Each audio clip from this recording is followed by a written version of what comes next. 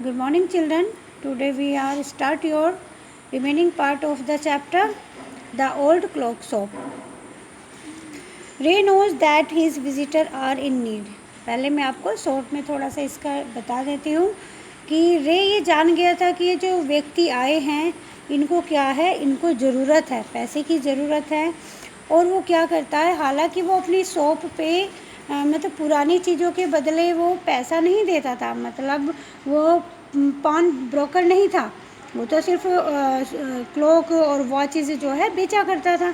लेकिन वो फिर भी उनको क्या करता है, एक्सचेंज करता है और उनको पैसे बढ़िया एक सम जो है दे देता है। Let's start your chapter. The clock ticked on, जो क्लॉक थी वो टिक्ड ऑन यानी कि वो टिक टिक कर रही थी। रे कामली रोट अनदर मैसेज, अब रे क्या करता है, रे शांतिपूर्वक मतलब अपने आप को शांत रख के एक दूसरा मैसेज जो है वो लिखता है। Have you come to pick up a clock और वॉच, क्या आप यहाँ पर एक क्लॉक या वॉच लेने के लिए आए हैं। Then he pointed to the long board filled with hanging clocks and pocket watches, तब उसने एक लोन बोर्ड की तरफ जो है इशारा किया कि जहाँ पर जो लटका हुआ था जिसमें क्लॉक और पॉकेट वॉचेस के मतलब जो है रेट वगैरह या उसके बारे में जो है वो लिखा हुआ था। He was not a pound broker, वह एक पाउंड ब्रोकर नहीं था, but at the same time could not से no to the needy people who placed their old watches or clocks before him, लेकिन उस समय वो नो नहीं कह सकता था टू द नीडी पीपल, क्योंकि वो जो लोग थे वो आवश्यकता में थे, जिन्होंने अपनी पुरानी घड़ियाँ और क्लॉक जो है उसके सामने रख दी थी, जो भी वो प्राप्त कर सके थे। The loan for more than he should, और वो लोन उनके लिए चाहते थे, उनको उनके बदले में लोन चाहिए थे यानी कि पैसा चाहिए था।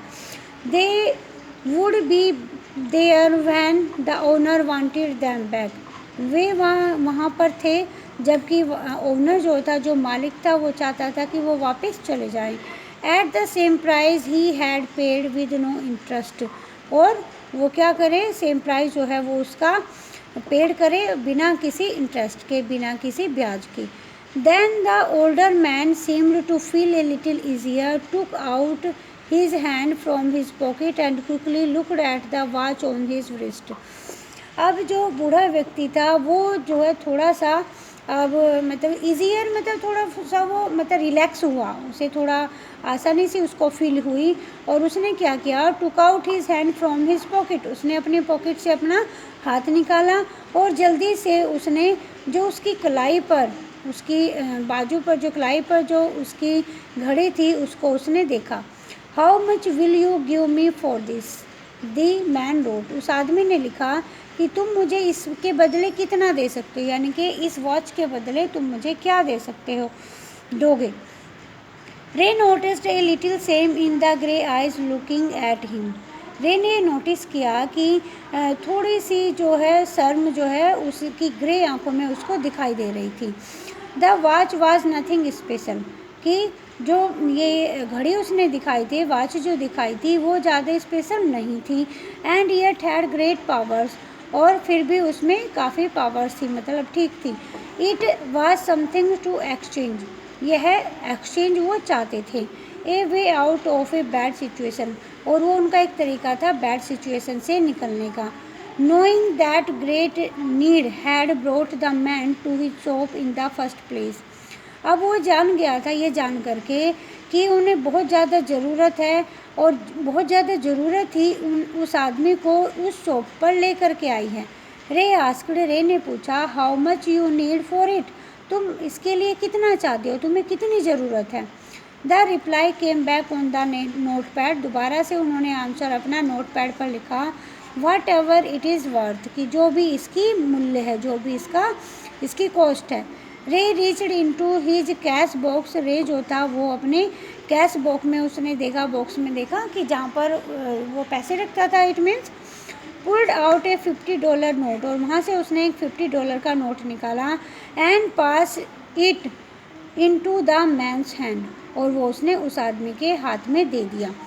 एज दे शुक हैंड्स, जैसे ही उन्होंने जो है वे हाथ हिलाए, Ray looked into the man's eyes, उस रे ने उस आदमी की आंखों में देखा। दे सीम्ड टू से, वो ये कहना चाहता था, मतलब जिसको उसने वो जो आया था उसको जब उसने उस घड़ी के बदले $50 का नोट दिया तो वो जो है काफ़ी मतलब खुश हो गया, और उसकी आंखों में जब इसने ओनर ने देखा तो उसे लग रहा था कि वो थैंक्स कहना चाहता था, thank you.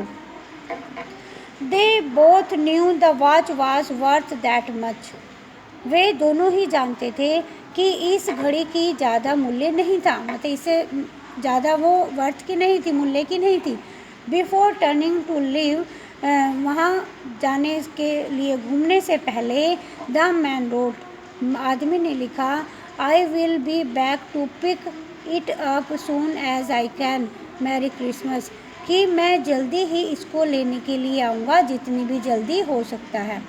I will be back, मैं वापस आऊँगा, टू पिक इट अप, इसे वापस लेने के लिए, एज सुन एज, जितनी भी जल्दी हो सकेगा, आई कैन, मैं कर सकता हूँ, और वो लिखता है उस पर मैरी क्रिसमस।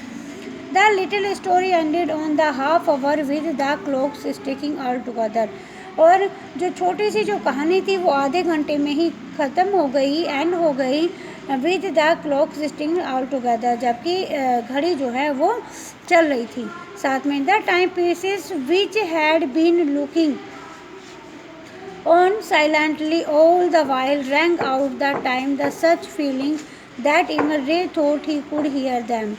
अब इस समय जो सारी टाइम पीसीस थी वो बिल्कुल अब एक मिनट के लिए उसे शांत दिखाई दी, और रंग out the time with such feeling, और जब उन्होंने मतलब टाइम उसमें रंग हुआ, बजा उसमें टाइम, तो जो रे था वो क्या था, वो विचारों में था और वो उसको नहीं, मतलब वो उनको सुन सकता था। Their sweet musical message was filled with hope, और उनसे जो मैसेज था, उनका प्यारा सा म्यूज़िकल मैसेज जो था वो आशा से भरा हुआ था। The timeless message of peace on earth, goodwill towards all, और सबसे टाइमलेस मैसेज क्या था कि धरती पर क्या रहे, शांति रहे, और गुडविल टुवार्ड्स ऑल, की सभी की भलाई हो,